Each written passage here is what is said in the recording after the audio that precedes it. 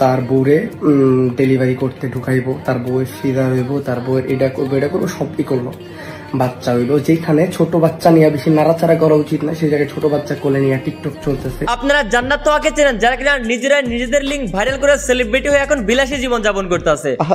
ঠিক এই জায়গা থেকে অনুপ্রাণিত হয়ে কামরুল এবং জিন্নাত নামের স্বামী স্ত্রী তাদের মারা যাওয়া বাচ্চা নিয়ে ইচ্ছা করে ভিডিও বানিয়ে সেলিব্রিটি হয়ে তারাও এখন বিলাসী জীবন যাপন করতেছে। ভাই তোদেরকে আর কত রোস্ট করবো, তোদের কি লজ্জা শরম নাই? বাচ্চার বিনিময়ে সেলিব্রিটি শুনলাম আবার মিউজিক ভিডিও বানাচ্ছিস, এখন বাচ্চা মারা যাওয়ার পরে তার ফাতেহা করেছিস কিনা সন্দেহ, অথচ পরনারী নিয়ে হেসে খেলে মিউজিক ভিডিওতে অভিনয় করতেছো। চাতক পাখির মতো আমি ছিলাম কত আশায়, আমি আজুর মাথা ফাটা কেলা দেব। মাথা পরে ফাটায় না, আগে ভিডিও দেখেন তখন ওর বিজি পাঠাইতে মন চাইবে। আপনারা বলতেই পারেন ভাই বাচ্চা মারা গেছে, এখন কি তাই বলে কাজকর্ম বাদ দিয়ে বন্ধ করে বসে থাকবে? আরে ভাই কাজ করুক, আমার তাতে কোনো সমস্যা নেই, কিন্তু এই যে মিউজিক ভিডিওটাতে কোল লাগে দেখে লন। ওহিরা গেলে কানবা ঠিকই ভাঙবে অভিমান।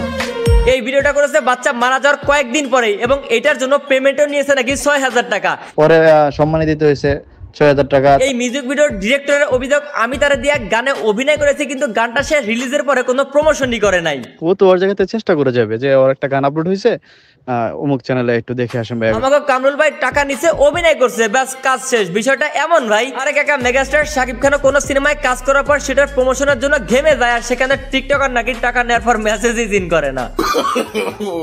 অবশ্য আমাদের কামরুল ভাই একটা অজুহাতও নাকি দেখিয়েছে। কামরুল ভাই সহ 20-30 জন টিকটকার মিলে একটা গ্রুপ খুলেছে, তাদের সবাই নাকি মোটামুটি ভালো ভিউ এবং ফলোয়ার রয়েছে।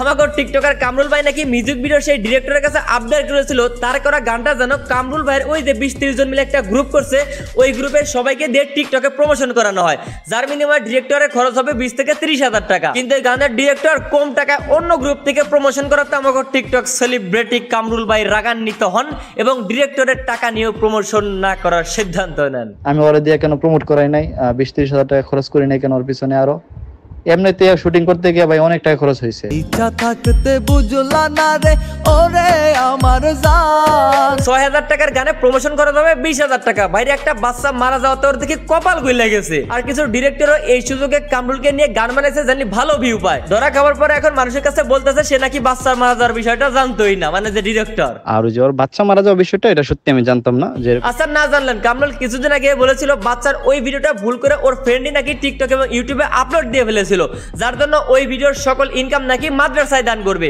ভাইরাস যে কিনা 20,000 টাকার প্রমোশনের জন্য নিজের প্রথম ডিরেক্টরের সাথে বেইমানি করে, সে আর যাই হোক 80-90 টাকা মাদ্রাসায় দান করতে পারে না। আর যে বলেছিলাম মারা যাওয়া বাচ্চা নিয়ে যে টিকটক করেছিল, ওই ভিডিওটা এখনো ওর আইডিতে আছে, এখনো ফলোয়ার কামাচ্ছে ওইটা দিয়ে, ভিউ কামাচ্ছে ওইটা দিয়ে।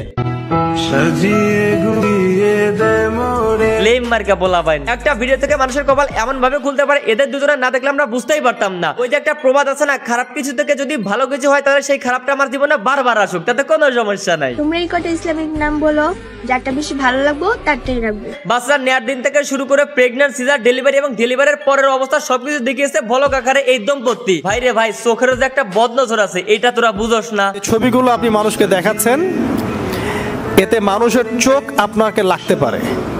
আমাদের প্রিয় নবী সাল্লাল্লাহু আলাইহি সাল্লাম বলেছেন, চোখের বদনজর সত্য। এই বদনজরে তোদের বাচ্চা মারা গেল, সেটা নিয়ে তোরা ব্লগ বানালি, আর তারপর রাতারাতি সেলিব্রিটি হয়ে চলে গেলি মিউজিক ভিডিও বানাইতে। কিন্তু এদিকে তোর বউ আবার বাচ্চার দোহাই দিয়ে কান্দা কান্দা ভিউ কামাইতেছে। আজ অনেক দিন হয়ে গেছে মা, তোমার সাথে আমার দেখা হয় না। ভাবি আপনি এদিকে কান্নাকাটি করছেন, আর ভাই তো ওইদিকে অন্য মাইয়া নিয়ে গান বানাইতেছে। পাগল করে দেব তোরে আমার ভালোবাসায়। এই গানের সিঙ্গার নাকি অনেক দরিদ্র ফ্যামিলি, যতদূর খোঁজ খবর নিয়ে জানতে পেরেছি অনেক কষ্টের টাকা পয়সা ম্যানেজ করে একটা গান রেডি করে টিকটকার দিয়ে অভিনয় করিয়েছিল ভালো কিছুর আশায়, কিন্তু এই কামরুল ভাই তো সেটা হইতে দিল না, মানে ওনাদের অভিযোগ মতে আর কি। ভাই আমরা একটা টিকটকে নিয়ে কাজ করি কেন?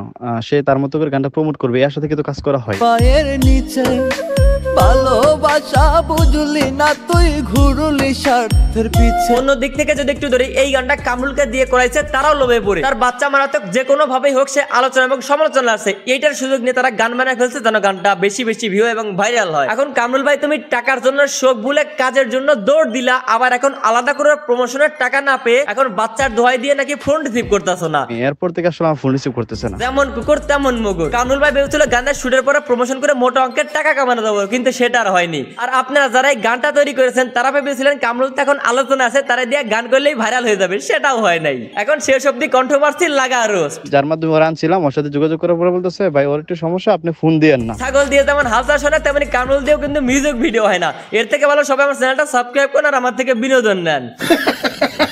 আজকের ভিডিও এ পর্যন্তই। ভিডিও কেমন লাগলো কমেন্ট করেন, ভালো লাগলে লাইক করেন, পেজ ফলো করেন আর ইউটিউব চ্যানেল অবশ্যই সাবস্ক্রাইব করেন।